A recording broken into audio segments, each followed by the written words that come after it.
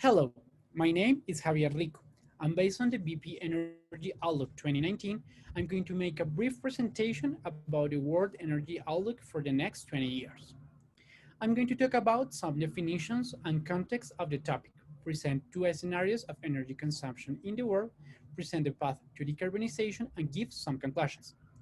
First, an energy matrix mainly refers to how are distributed the energy sources that we consume as a share of the total consumption. In the power sector that represents the biggest consumer of energy, this can be from non-renewable sources as nuclear energy, fossil fuels, this in the middle, like coal, oil or gas, and they can also be renewable sources as hydropower, wind, solar, between others that are being developed as tidal and wave energy.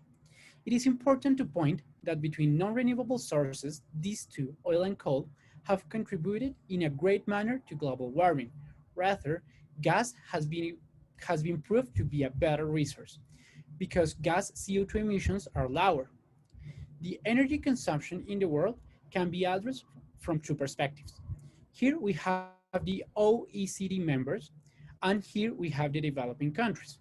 As you can see in the graph, OECD members' energy consumption has begun to stabilize, and it is expected for them to start decreasing their energy consumption within the next 20 years.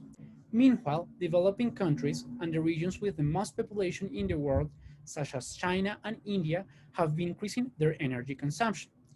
During the last decade, the US shale extraction technologies have driven to an excess of oil and gas in the world. US has passed from being a net importer to start becoming into a great exporter. As you see here, US potential consumers should be China and India. In the next slide, we have the share of energy consumption by fields in four main regions in the world. It is important to address that these scenarios take into account energy efficiency improvements, and regions such as Europe are eventually expected to decrease their demand and to switch from fossil fuels to renewable sources. We can see that the US is not expected to reduce its energy consumption, but energy sources will change. As a greater gas exporter, US will start to decrease its coal and oil consumption and to increase its gas and renewable sources energy consumption. By the other side, China and India will be increasing their consumption. China has already started to decrease its coal dependence, and it's being changed for gas and renewables. Gas that is expected to be sold by the US.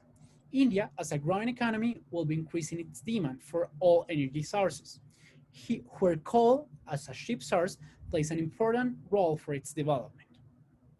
Finally, the path to decarbonization, which refers to the transition of going from non-renewable sources and mainly fossil fuels to clean energy sources. As I told you some slides before, shale gas has slowed this transition, even though in this graph, we can see that oil and coal demand have been decreasing, and it is apparent that it's expected to continue.